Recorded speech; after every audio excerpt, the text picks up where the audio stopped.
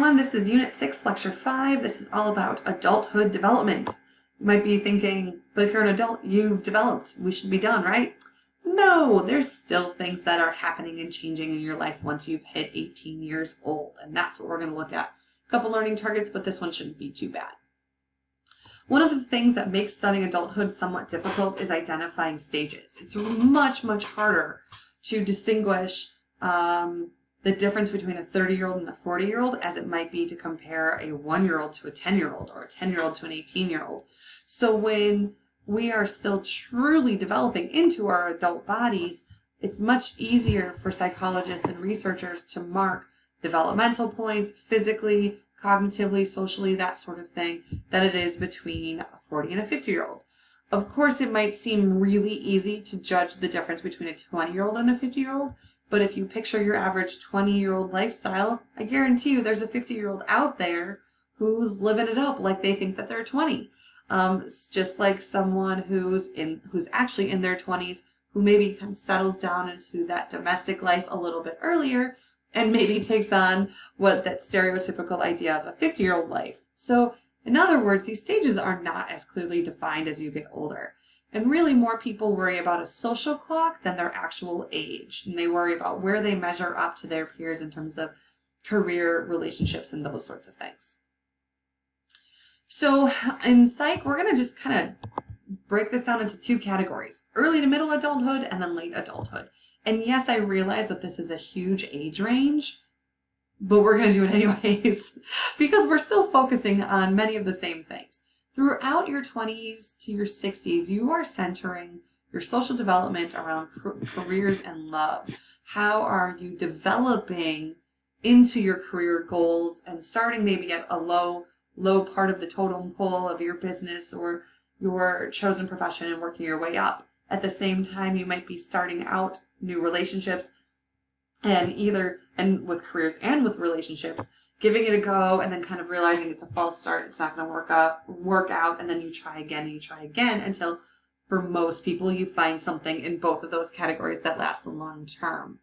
About halfway through, kind of the divider between early and middle adulthood is your 40s. This is where many people start to question their life and what they've accomplished, focusing on the present, not the past or the future, and try to come to terms with their circumstances and say, like, okay, I've achieved what I want to achieve, or I'm halfway there, or I'm getting there. And then maybe still seeing an ability to change course or make adjustments as you still have many, many good years ahead of you. The midlife crisis idea is somewhat of a myth. It's pretty overblown. If we think about it in terms of divorce, divorce is actually most common in your 20s. Most likely because you maybe aren't quite ready for that commitment yet. More on that in the next slide. But midlife crises, or what we might think of like that, are probably triggered by some other sort of life trauma that someone has to process and come to grips with. But relatively speaking, middle age is pretty calm.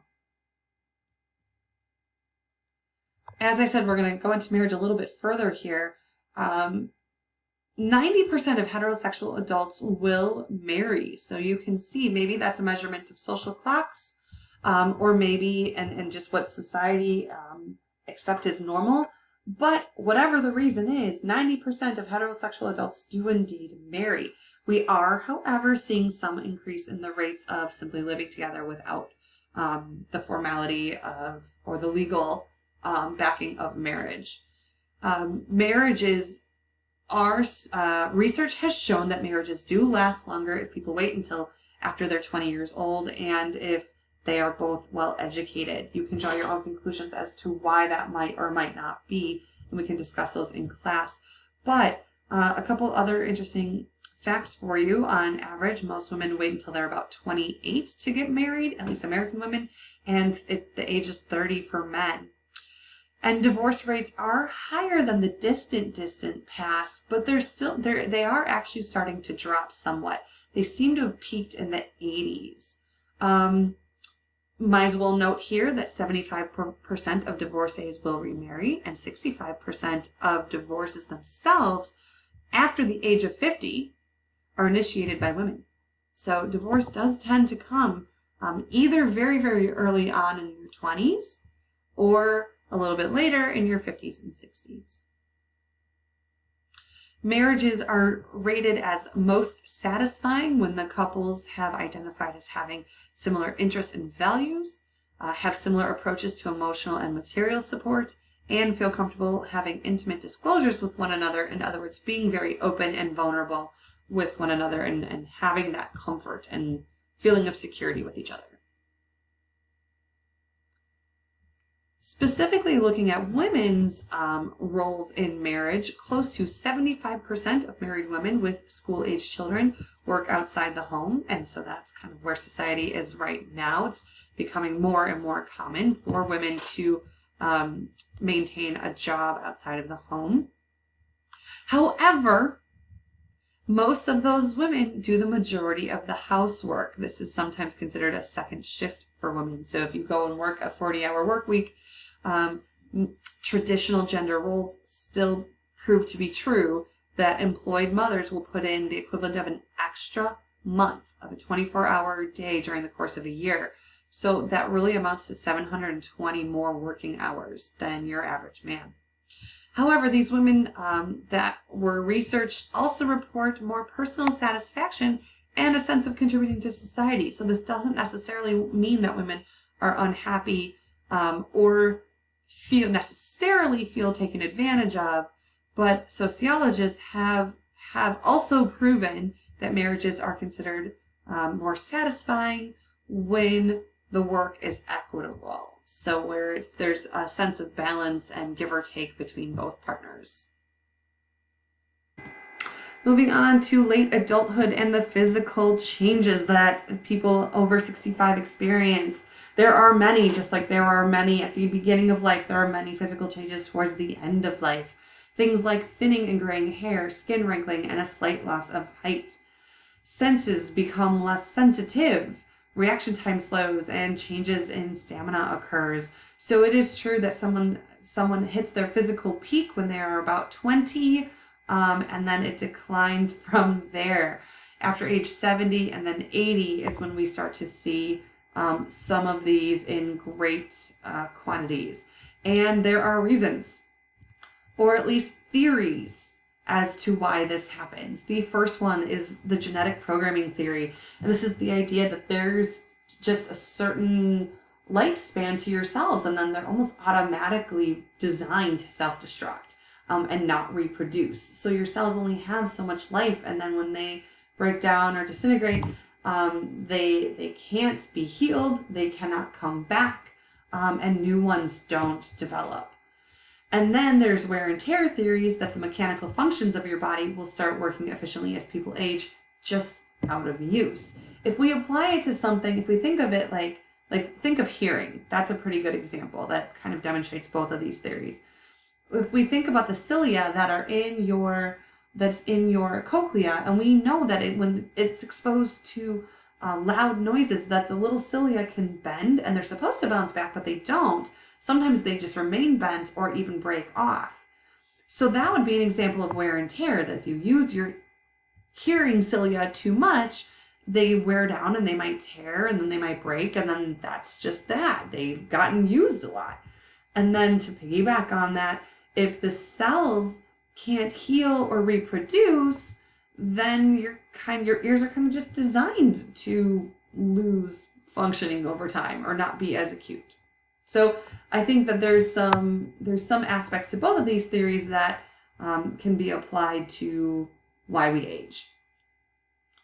Cognitively, this point is pretty much a review. We know that there's some decline in intellectual functioning of people over 65, but that mostly it's fluid intelligence declining. So processing skills, problem-solving skills, those sorts of things. But crystallized intelligence, your accumulated knowledge and skills tends to be steady or even increased because you're learning more stuff. And in conjunction with that, with cognitive ability, is memory skills, because we know that that's part of cognition. The theories are on memory that neural processing slows down with age, and it takes longer to process memories, that fluid intelligence takes longer. However, with retrieval cues and prompts, recognition doesn't really decline. So maybe the memories are there, just someone who's older needs some sort of cues to help them retrieve those memories to help with the processing. Recall, on the other hand, does decline because without any sort of cue or prompt, it's harder for someone to pull back a specific memory. Perhaps that's also because of interference issues. As you have more episodic memories in your life and you accumulate more knowledge and skills, that might get harder to remember the old knowledge if you're too focused on the new knowledge. Also thinking about what we know about memory theory, that the more you rehearse a skill or a memory, the more likely you are to be able to retrieve it later. So in that respect, if you keep thinking about childhood memories or memories from your 20s and 30s, when you're older, because you've had so much time thinking about those memories, they might be easier to retrieve, as opposed to learning someone's name when you've only learned it a time or two. You might have trouble with that because you haven't rehearsed it as much. So everything I'm talking about in terms of our memory theory from before really explains what's happening to memory in older adults here. What's the takeaway? If a person stays active, memory loss seems almost non-existent. So remember that if you don't use it, you lose it. In the same ways, the more you use it, the more you work it out, thinking like working out your muscles, then memories can stay strong. However, despite all of those efforts, some memory loss is due to disease and really can't be helped no matter how much someone tries to work out their memory or stay active. Two examples are Alzheimer's disease and dementia. Both of these would fall under a neurocognitive disorder category. There are also two theories as to the social changes that older adults face. And the two theories are basically, how do you successfully age? How do you make the most of it? Well, one theory, and these are very opposite, but they're also very interesting. One theory is the disengagement theory, and that is the idea that someone who's older is going to gradually withdraw from the world, physically, psychologically, and socially. Maybe not go out as much, maybe not engage in current happenings as much, or see other people as much. The theory behind this is that it provides an opportunity for an increased reflectiveness and a little distance or decreased emotional investment in others, because it's a time of life when social relationships will inevitably be ended by death. And so by somewhat disengaging, you're almost protecting yourself from the grief, and we'll get to grief, the grief that comes along with aging and then losing friends and family. The other theory is activity theory, and this is the idea that people who age successfully are those who maintain the interests, activities, and level of social interaction that they experienced during middle adulthood. So that late adulthood should reflect a continuation of the activities during your early life. So as long as you keep doing the same stuff and you keep active and whatnot, you will enjoy your later life. So which is better? Is it better to disengage and kind of create some emotional and physical distance between yourself and those that you're inevitably going to lose? Or is it best to stay active? Psychologists have determined that it depends. It depends on the individual and his or her personality and kind of who they were before and how they would handle loss and how they would handle continuing to engage in activities even if their physical and mental abilities start to decline, and it's not quite the same. Last but not least in this unit and in this topic are the theories on grief by Elizabeth Kubler-Ross. Now, yes, this does fit with older adulthood, but this really can apply to anyone experiencing a loss, whether it's due to a death or perhaps someone just choosing to leave your life or being forced to leave your life, or just the end of perhaps a long-term goal.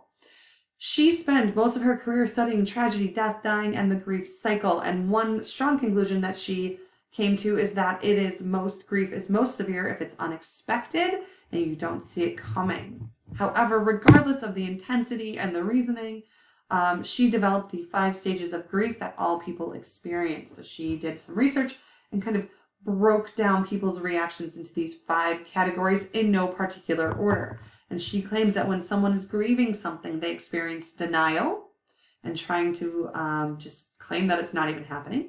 They might become angry.